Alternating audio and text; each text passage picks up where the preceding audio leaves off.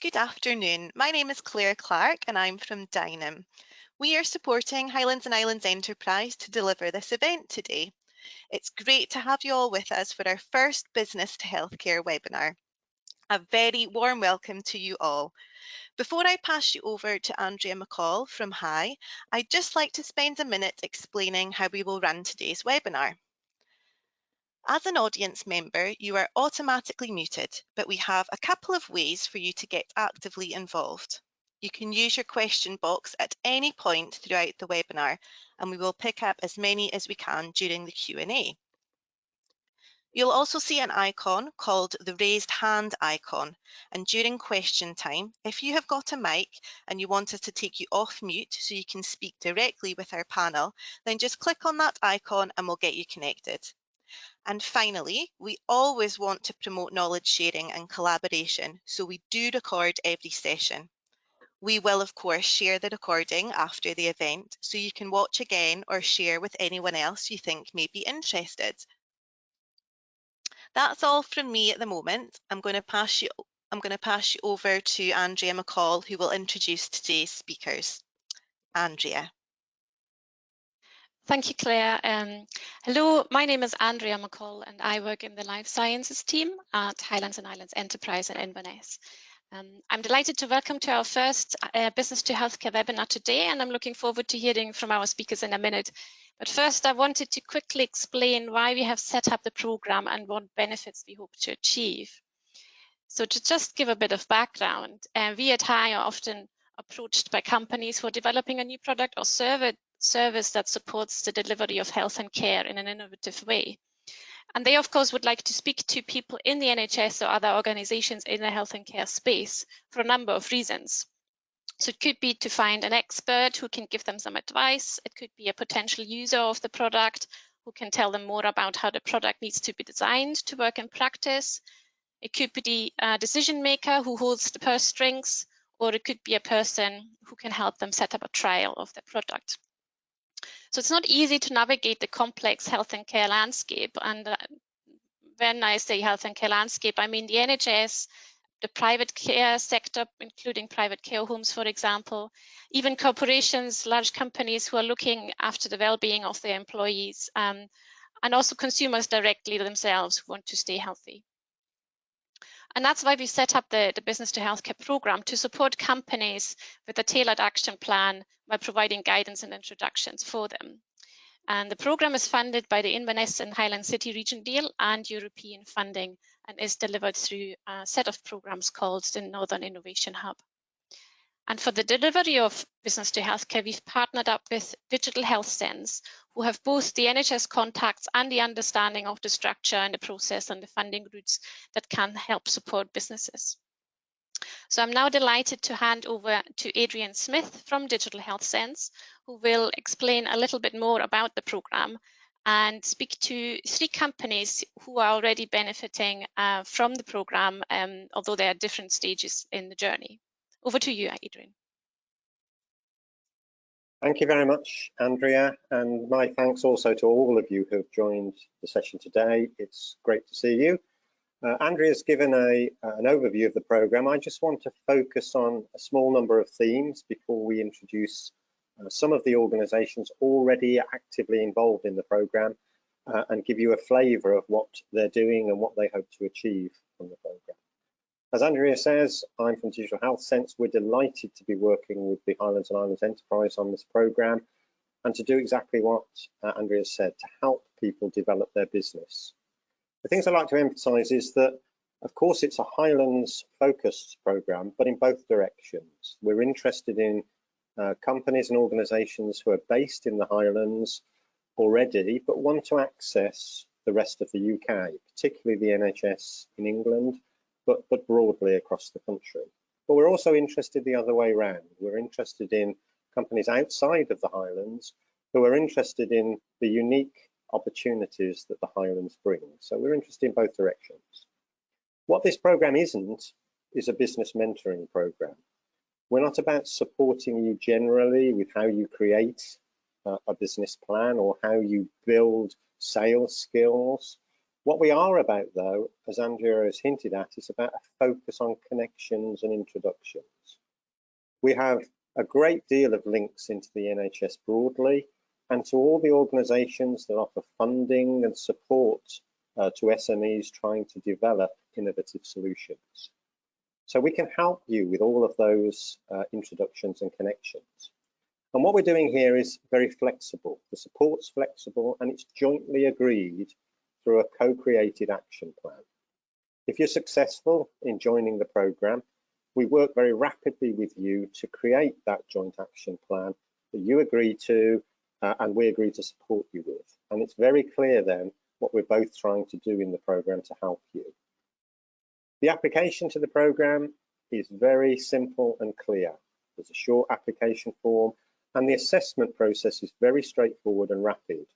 Normally, we can turn around from the point at which you start talking to us and get a decision to you on whether you're in the programme or not within 6 weeks or so of your initial conversation with us. And what's really important, I think, about this programme is that it's open anytime. There aren't some fixed dates by which you need to respond. The programme runs for a good 18 months and you can apply at any time to the programme. And you can talk to me or members of the team or to Andrea's team about the programme so that you can decide whether it fits with you before you put your application in. So that's the introduction to the programme. The core of what we're now about to do is we're going to talk to 3 of the companies already engaged in the programme. And those 3 organisations are at very different stages in their association with the programme. And they also are located differently. So I've talked about the fact that we're in both directions in the Highlands. So we have one organisation who's already in the Highlands and is looking to expand elsewhere. And we have 2 organisations who are outside of the Highlands trying to work more closely and to take advantage of what the Highlands has to offer. So can I now introduce the participants in the programme? And we do have a slide with their pictures on. And there they are. So the 3 organisations that we're going to talk to today and explore the way that they're engaging with the programme and what they're trying to achieve are CorporateHealth International, Dr Cornelius Glismann, Tekihealth Solutions, we have the director and co-founder, Dr Iji Omobolaji, and we also have the chief executive, Melissa Berthelot from WarnerPatch. And what I'm going to do is I'm going to ask each of them first to simply tell us, and at most 2 to 3 minutes, if you go on any longer, I will stop you, to tell us briefly about their company and what the company does. We'll get into the reasons for the Highlands and the programme in our discussion, but to begin with, just a little bit about the company so that the participants here can hear the breadth of the sorts of companies that were started. So Cornelius, could I ask you to go first and just tell us a little bit about what Corporate Health does? Yes, thank you, Adrian, and thank you for having us here today. Corporate Health is a telemedical company that works in the GI space. We're providing a telemedical solution using a video capsule to basically diagnose the patient, especially for risk of colorectal cancer or other bowel disease. And we are very excited when we came to the Highlands to get this strong support, because we came from Denmark over to Scotland to get someone who was guiding us, who gave us a hand. How do we navigate and get connected into the system, the NHS system? And we are now progressing very rapidly, rolling out a program called ScotCap, where we pretty much roll out from the Inverness all across the different health boards in Scotland our program by serving patients with a video capsule as an alternative to a colonoscopy at a hospital. Lovely, thank you, Cornelius, and spot on time too.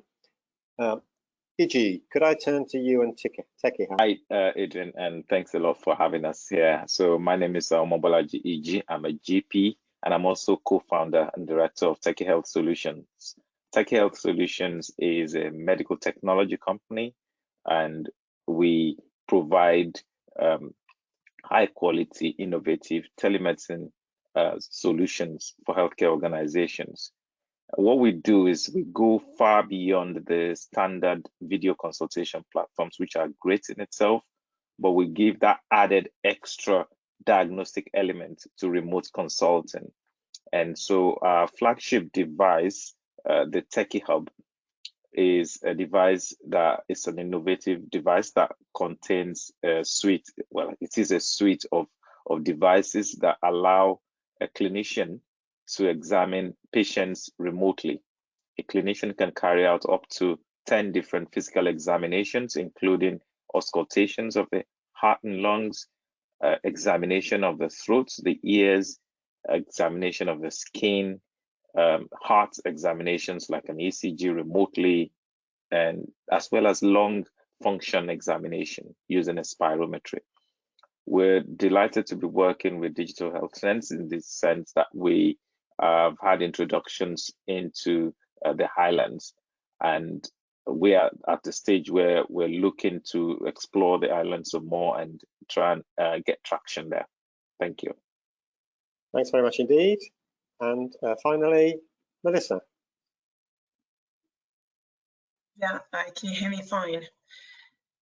Okay, so WarnerPatch is a medical device, and we're in the remote monitoring space. So the device is providing continuous monitoring of patient symptoms, and we have a particular focus on post-surgical patients, as well as in home care, so with diseases all around vascular and diabetic foot ulcers and so on. And so what we provide with the remote monitoring is essentially by using 5G connection, we can allow for patients to be potentially identified earlier on when they're at home, so that they can come into the hospital faster for earlier intervention or preventive care, as well as early discharge for post-operative patients, so that they can essentially go home faster, with still that benefit of being continuously monitored. So that's a 2-minute pitch. Great. Thanks all three of you very much for that introduction to your companies. As the participants will see, what we have here is a very varied and different group of companies. And I think it's important that you understand that we're interested in a very wide range of technologies, approaches, innovations. The B2Hc program isn't constrained in any way. So whatever your innovation is, come and talk to us about it if you're interested in the program. It doesn't have to be in any of the areas that we've talked about today so far. Whatever your idea is, come and talk to us. So what I'd like to do now is I'm going to explore with the participants. And Cornelius, I can't see you on the screen at the moment. It may be that the rest of the 28 attendees can. There you are. So I now have you all. Thank you very much indeed.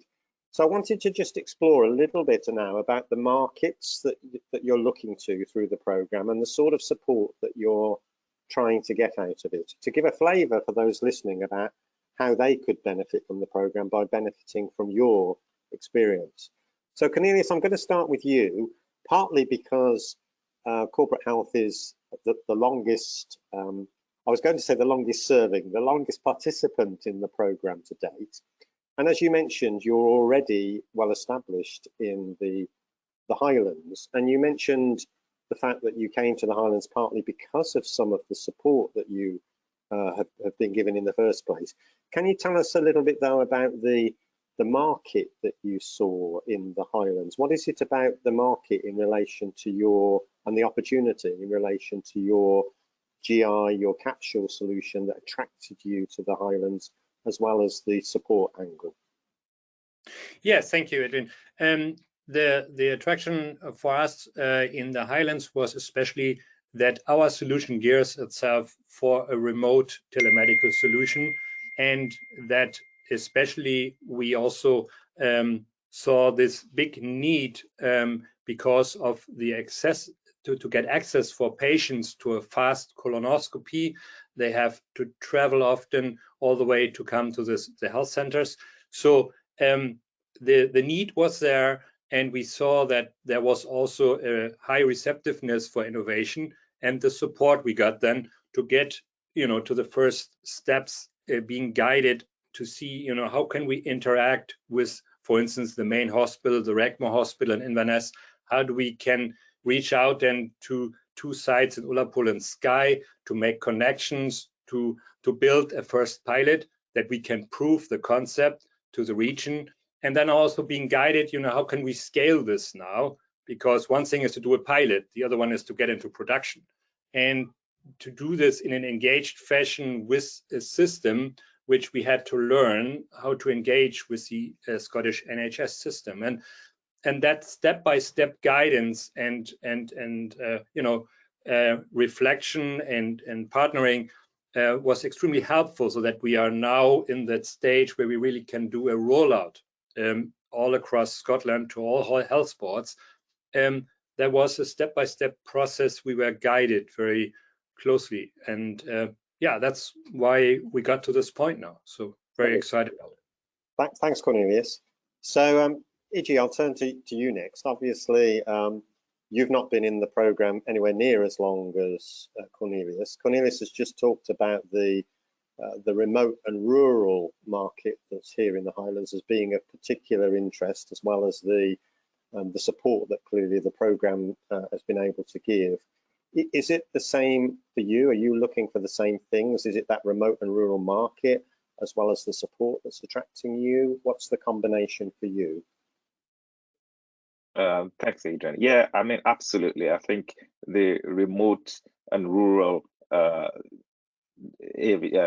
description of the Highlands is very much in our space, and it also gives us the opportunity to demonstrate the impact of using our solutions. Like I mentioned earlier, doctors or clinicians are able to examine patients remotely, and the remoteness of the islands in certain areas, as far as I'm aware, have doctors visiting them perhaps maybe once every week in some of those highlands. And this just speaks to our solution, in the sense that our solution can be put in those regions and they can have daily access to their doctors. And so that's really attractive for us, because that's going to provide the most impact in terms of our solution. Obviously, the support that we've gotten from the Highlands and Highlands Enterprise as well has been huge, and helping us to shape our offer and understand how to present that as well. And so definitely, I think those two reasons are very cogent enough to make us to attract us to the Highlands and Highlands. Lovely, thank you, Iji. And Melissa, last but not least, so obviously you're in a different position to the other two, because you've only just gone through the application process, and literally you're only a week into the program. So we haven't fully agreed yet your action plan. You're successful into the program, so congratulations. But we're early on in the process, so it's a good time to be asking you and to perhaps be sharing with the delegates on the call.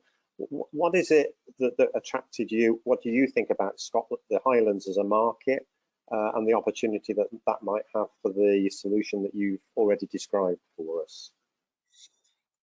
Yeah, so I think Cornelius and Iji already mentioned that, but the fact that the remote area and the way that clinicians are operating within the Highlands is quite different from the rest of potentially the UK. And I think that anyway, because of the sparse resources when it comes to healthcare and clinicians' time, will lead toward that need for remote access, where instead of patients coming to the hospital, it's really that service, that monitoring aspect whether testing, like in the case of Cornelius, or daily, weekly monitoring like IG, will have to come to the patient's house.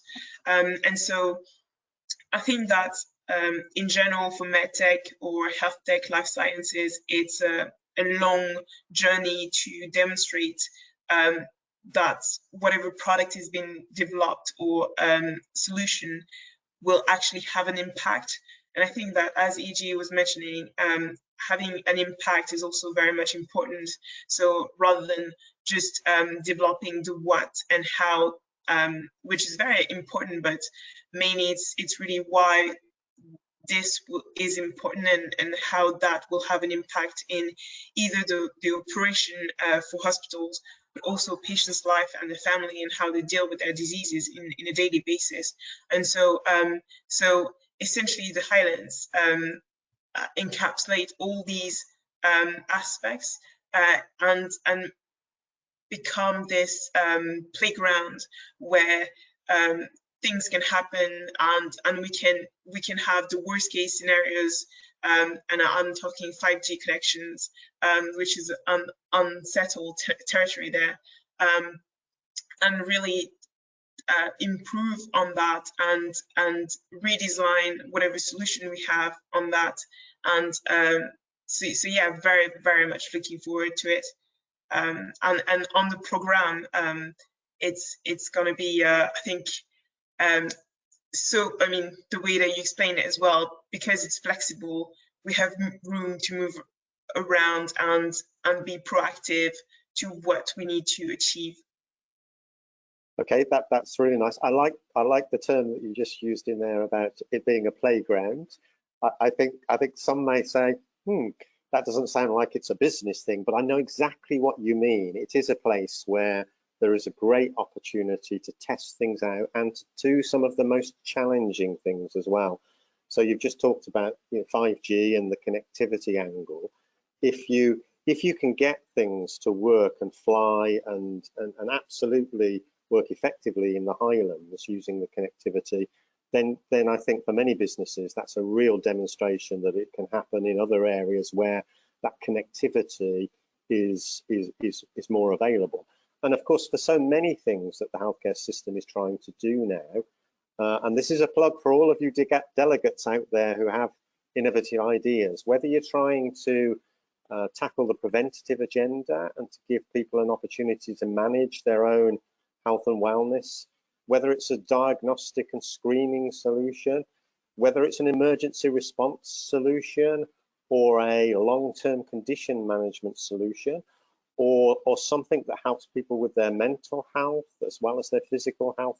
So many of these things now need connectivity to deliver them. And in the post-COVID world that we're in, there's a real need for us to be able to do things remotely and to avoid some of the exposure and contact that we all became used to before COVID. So connectivity becomes critical. And what better place to be trying out that connectivity than in the most remote and rural parts of the UK.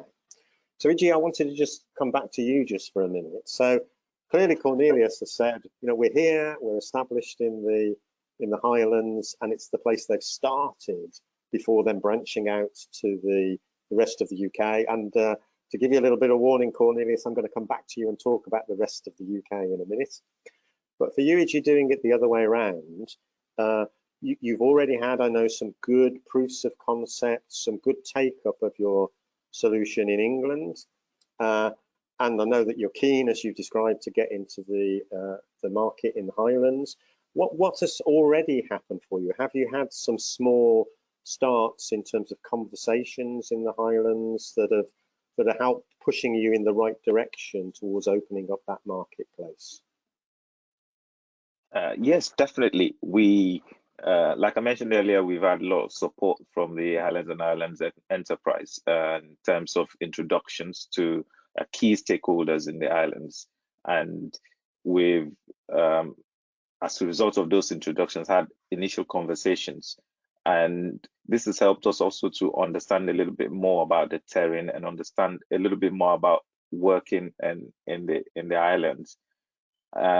the next steps, if you like, would be carrying out a full pilot, which is being supported by the Highlands and Highlands Enterprise as well, to get the clinicians on board, get the care homes. By the way, currently our main target, our main focus is care homes, which allows us to place our devices in care homes, and then clinicians are able to see the patients and examine them remotely. But like I mentioned earlier on, not just care homes, the use cases are abound. You know, we in the islands, the opportunity to put our devices in some of these islands and allow not just primary care but secondary care usage as well is key, and those are the areas we're looking to explore in the coming weeks and months. Okay, so most of the contacts and introductions, and we've emphasized that the B2Hc program is about helping you to make the contacts and the introductions that you want. So most of what you're continuing to seek for is in primary care, it's in GPs, it's in care homes, rather than it being in acute hospitals, or is there an interest in all of those areas? There is an interest in all of them. Like I said, and like Melissa was talking about, you know, the islands being a test bed, because the solution is such that it's got lots of use cases. You know, the ideal scenario is that we're able to use the islands as a test bed. For example, what we would like is to use it even for the secondary care usage, where you can have secondary care specialists carrying out remote clinics without having to travel, or without the patients having to travel all the way to the hospital. The same thing with the out-of-hours service. If a patient is unwell out of hours after 6 o'clock, you don't want them to have to travel all the way all the time. Certainly, if there is a way in which you can see them and resolve their complaints remotely, which is what Tekihealth, our flagship product, does, then that would be just a win-win situation, and we're exploring that as well. So yes, we're looking to explore all those use cases. Okay, thank you. So the Highlands is, to pick up on others, it's both a playground and a test bed for people, but it's also a mature marketplace. So Cornelius, yours is completely the other way around. So you've been successful in securing a national rollout in what looks like almost a world first in terms of its scale and delivery. Scotland at the forefront of, and the Highlands driving this at the forefront of the first real national initiative in ScotCap for capsule endoscopy. So you've got that already. What do you want then the other way around out of the program in England? What would be a success for you from this program, taking you as a Highlands-based company, into England? What would really be success for you? Thank you, Adrian. Yes, for us, I mean, it is like Melissa and Dr. Iji had mentioned. We have gone through the test bed. We have really in that playground found out all the nitty-gritty things which we needed to solve to be able to scale. And now we know this is working. The scaling happened nationally in Scotland.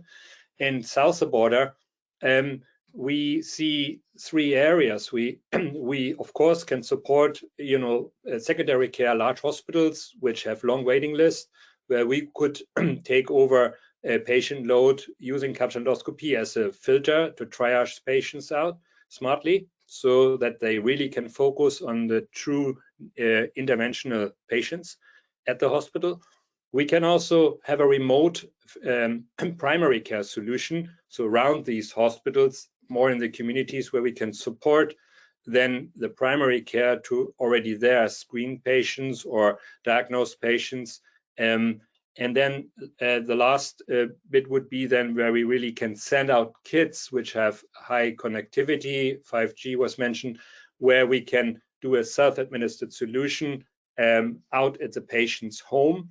And what we see is that, of course, now we have tested everything successfully in a first rollout, and that we now would like to reach out to the regions in England where we would like to engage in these three-fold way to provide a service for regions to add this to their conventional or today's patient delivery from primary care or home care, primary care, and secondary care, and add our solution as a matrix for them that would really that they could benefit from the telemedical side, low intervention and high efficiency to drive down waiting lists, and the patient experience was mentioned, you know, reduce travel and make that a very targeted experience.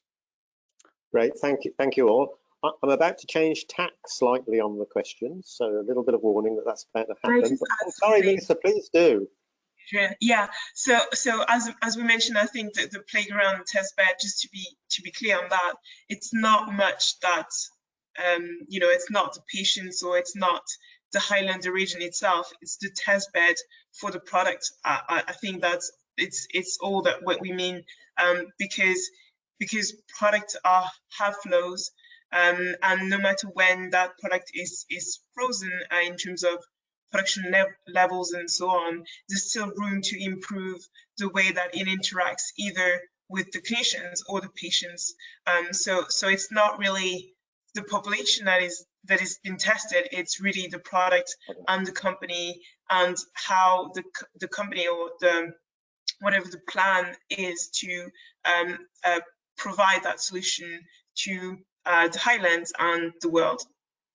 So thank you. Just to make sure that's clear. That's a good point. Good point. So before I change tax line, I'm just going to say to all of the delegates, don't be shy. If you haven't got your questions in the chat, please do so. We're keen to answer as many questions as we can shortly, very shortly. In fact, in about 5 minutes, we'll draw this discussion to a close and turn over to your questions. So please submit them. So in preempting perhaps some of those questions, what we've talked about so far is about the market and what you're looking to do as organizations. I'd like to just turn a little bit to the program itself, because I'm sure some of the things going through delegates' heads will be, so how will this fit with all the other things that I'm doing? You know, I'm an SME, I'm trying to raise funding, I'm trying to look at grant applications, all sorts of things going on. And so there'll be questions about whether this is an onerous program to get involved in. Is it simple and easy? Was the application process straightforward? And how does it fit with what else that you might be doing? Does it conflict or does it fit quite nicely? So I said I was going to change tack. I'm also going to change tack by, I'm not going to pick one of you. I'm going to let one of you just volunteer to pick up on that point. Because I can see that none of you are shy. I don't mind answering that. I mean, I've done it like very recently, months ago. Like I think we got in contact, as you said, 6 weeks, 8 weeks, and then now in the program. I think that the selection process is very, very straightforward, and I think that unlike other programs where things are essentially settled in stone, where it's offered that we will be dealing with this and that, I think that the B2CH is very flexible around the need of the company. So we haven't fully defined our first milestones or plan, but I very much think that it will be essentially based on the need of the company. So, for example, as a SME investment or looking for funding is one key area, and I know that as the B2CH has many connections and so on, this is also something that we've been talking, and same as dealing with hospitals or to set up trials, understanding regulatory aspects and so on. So these are things that will fit within the next goal of the company, rather than the company needs to shape itself or its goal to what is offered within the program. So that's very appealing. Okay, that's really helpful. Thank you very much indeed. And in a sense, I'll go on then, Iji. Oh, sorry, I was just gonna, I thought you said we were gonna talk ourselves. Anyway, so I'll just echo Melissa's thoughts. I'll echo everything Melissa said. Exactly, the flexibility of the program, I think, is quite attractive in the sense that you have a sit down and you draw a bespoke plan of attack, if you like, and that's going to be in line with what, certainly for our own company, what our goals are.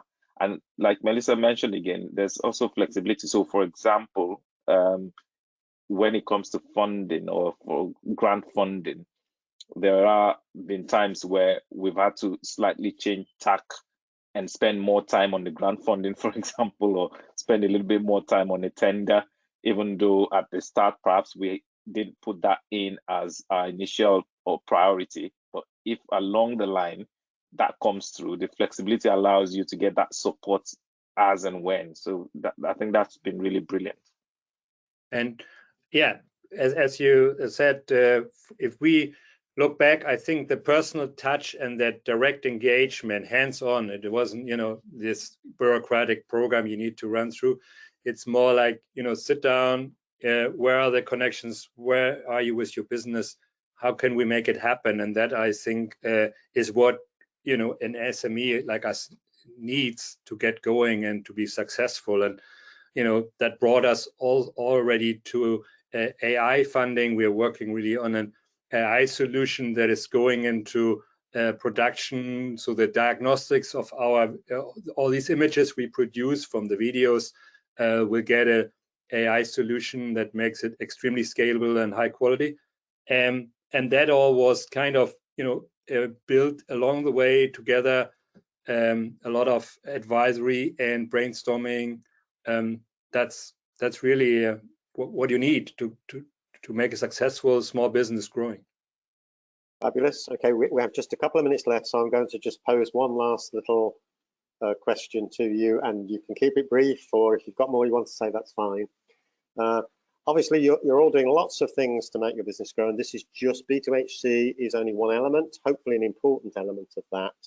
But perhaps to inspire some of the delegates who might be interested in the program, let me just ask you, where do you think you'd like your business to be in a couple of years' time? What's your business going to look like in 2 years' time? Give me a flavour of success that you're hoping to achieve. And I'm just going to go around in the order that you appear on my screen. So here we go.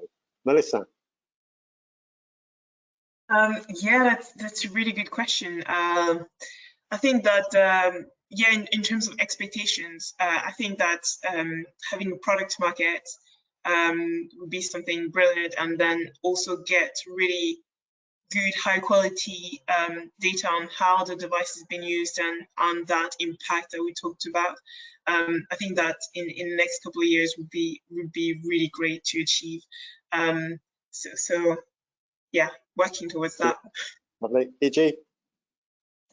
Yeah, I think it'll be great if in 2 years we've arrived at Cornelius' stage where we've had national rollouts, not just in a place like Scotland, but one national rollouts in England. And also if we've got if we've now tested, or not just tested, if we've gotten to a stage where we're rolling out the other use cases as well within 2 years, I think that would be brilliant. Thanks.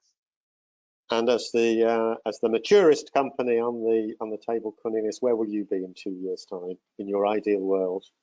In the ideal world, we will be a national provider for the UK, leading provider in this space. As I said, the metrics for the GI diagnostics in all those layers, and also Scandinavia, because there's a lot of connection between the northern regions.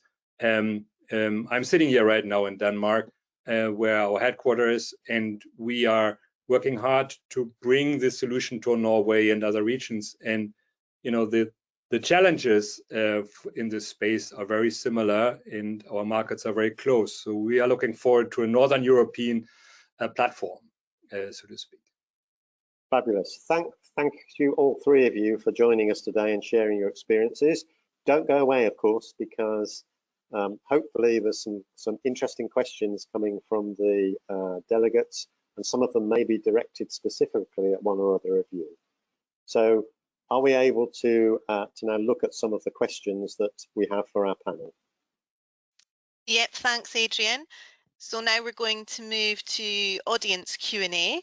We have had a few questions submitted, but there's still some time, so use your question box if you would like to ask anything. And remember, if you do have a microphone and would like to speak directly to the panel, use your raised hand icon and I can take you off mute and get you connected.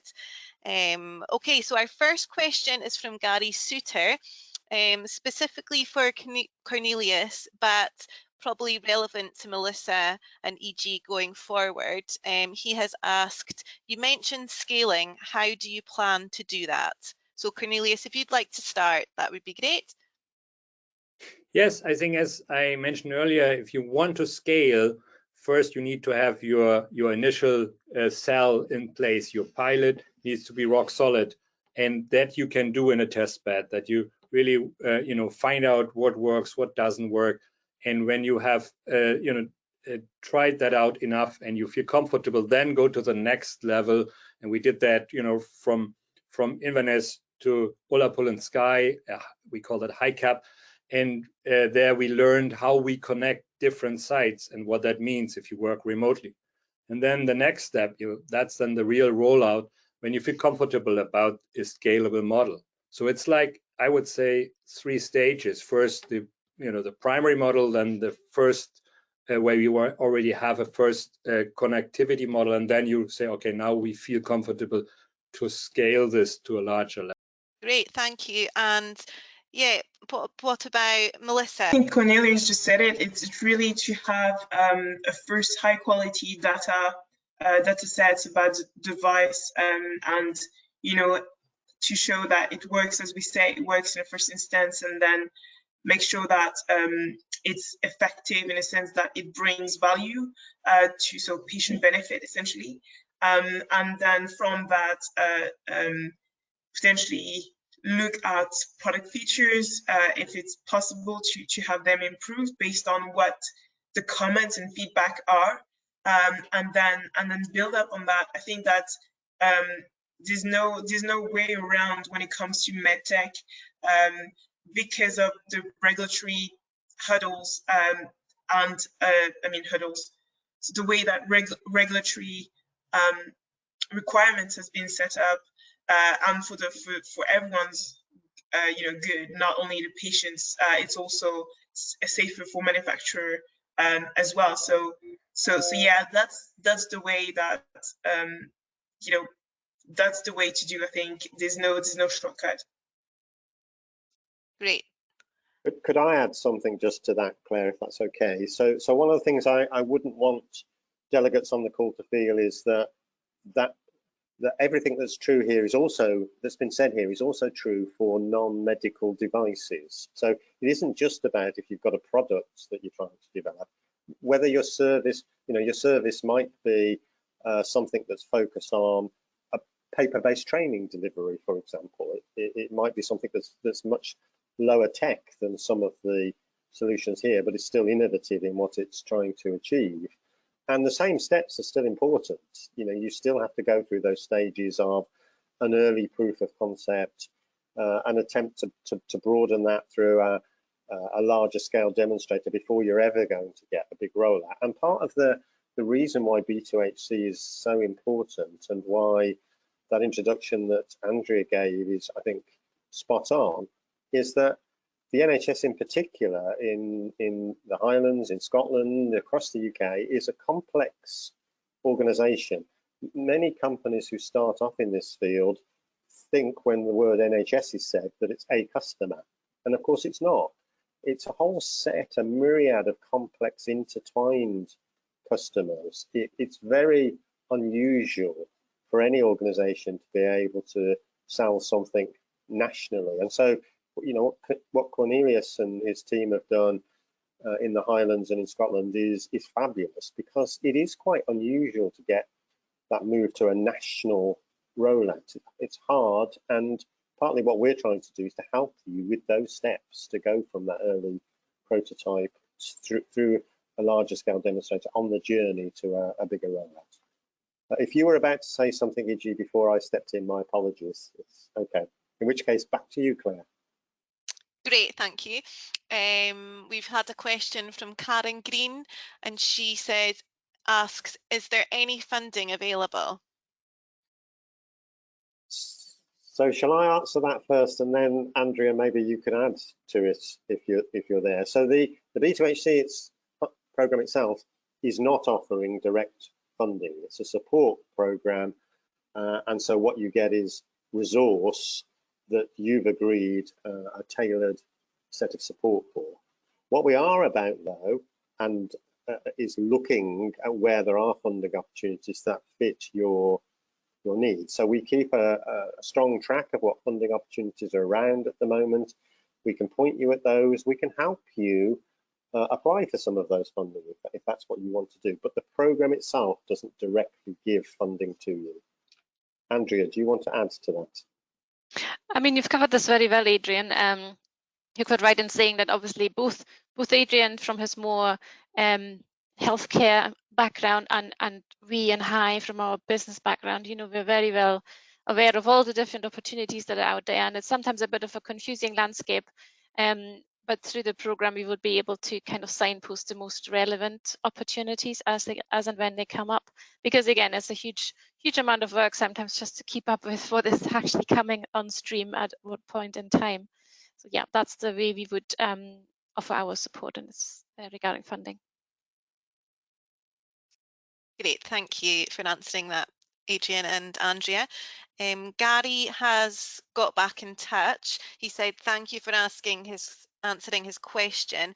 What about the practicalities of scaling, like the resources needed, measuring success, flexibility, and the ability to change direction, market research, marketing, visibility, etc.?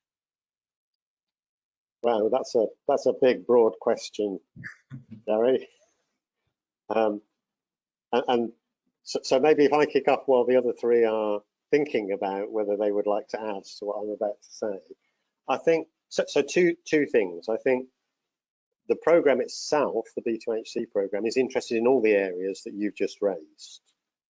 We are interested in helping you with your marketing, not in a business mentoring way, but in a way that says, if that marketing that you need is about exposure to key opinion leaders, exposure to key decision makers, exposure to key potential funders, then yes, we're about supporting that and helping you on that journey. If your question, though, is more of Cornelius and others, what are they doing independently just of the program to do these things on it, then I think it will vary from company to company and where they are on that journey. Corporate health is, as we've just said, very well established. Melissa's product is at an early stage of its development, so the emphasis on the resourcing that you need and the marketing you need is different depending on the stage that you're at. So I've blathered. I'll shut up and let somebody else add to it if they would like. I think, as you said, Adrian, each stage is different, and the customer, as you also said, NHS is a very complex puzzle. And how do you market towards that customer? How do you get the contacts, and how do you get the trust and build the relationships? So I think it is you constantly have to revisit and adjust your approach along the stages, but also along the different areas you deal with customers and types of customers. GPs or hospitals are different than maybe communities, pharmacies, depending who you engage with or you want to engage with. I think that's the special thing. And healthcare, as you all know, also is specific in this trust of your product. It's not just marketing something as a brilliant product. It's about the value for patients, how you get that across, the trust of your dealings to build that. Thank you. In the question, there was also the ask about resourcing, and of course the market that we're in is no different than any other market about that difficulty of when do you invest in resources? Do you invest in resource early up front? So, for example, sales efforts to promote your business, or do you need some project wins first in order to help fund that? And again, it's I think a difficult decision for companies to decide at what stage they make that plunge into resourcing their business, and whether they go for funding first or afterwards. And again, we can contribute to some of that thinking and help you on that journey. Great, thank you very much. I think we've got time for one final question. This one's from Katrina Ramsey. She has said, once you've secured a place on the programme, you mentioned setting up an action plan. What does this involve? Okay, so like everything else on the programme, we like to think it's a tailored piece. And this is important for Melissa because, as she said, we haven't got her action plan all signed up yet. Hopefully we will very soon indeed. So basically we have a very focused meeting at which we bring the application form to the table. So already in your application form, you'll have said a bit about what you're hoping to achieve, why you want to come to the Highlands, what your expectations are. Some of that's already in the application form. So we use the application form as the start point for discussion. The businesses we work with are dynamic businesses. Sometimes something's already moved in just the 6 weeks that we've had, and we're quite open to that. But basically, we'll have a very focused meeting at which we agree from a menu, if you like, of things that we can do. So the menu that we have includes, as we've touched on already, introductions to key opinion leaders. It could be setting up a webinar. It could be setting up an engagement. It could be looking for funding. We've got a whole menu of things that we could be doing, and we look at what's appropriate for you and what's achievable in a sensible timescale. And we'd like to have some milestones in there as well. There's no point us charging off together if we don't have some checkpoints on the process. So we agree what checkpoints are. So it's all very tailored.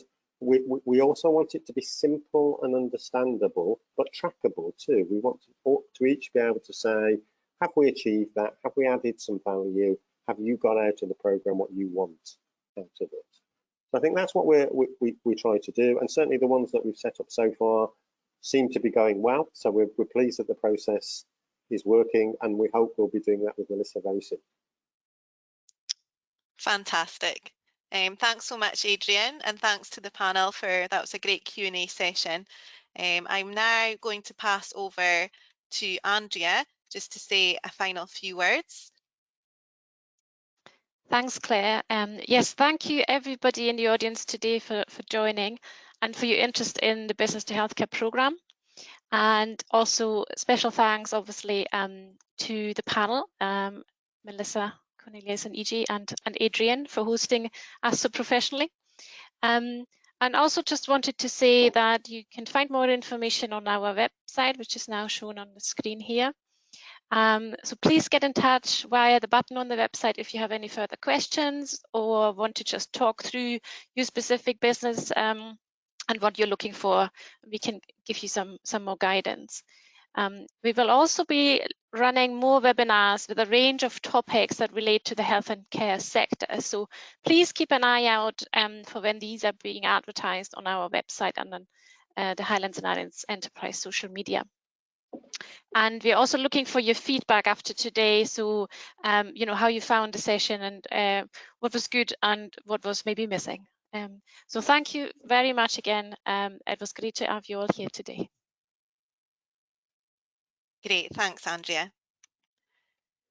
On behalf of Highlands and Islands Enterprise, thank you very much for a great session today. Adrian, Cornelius, Melissa and Iji, a final big thank you to everyone that came in to join the webinar. As Andrea mentioned, we do have a post-event survey that will pop up at the end of this session. So if you could spare a couple of minutes and complete it for us, that would be great. Thank you very much, everyone, for your time and have a great day.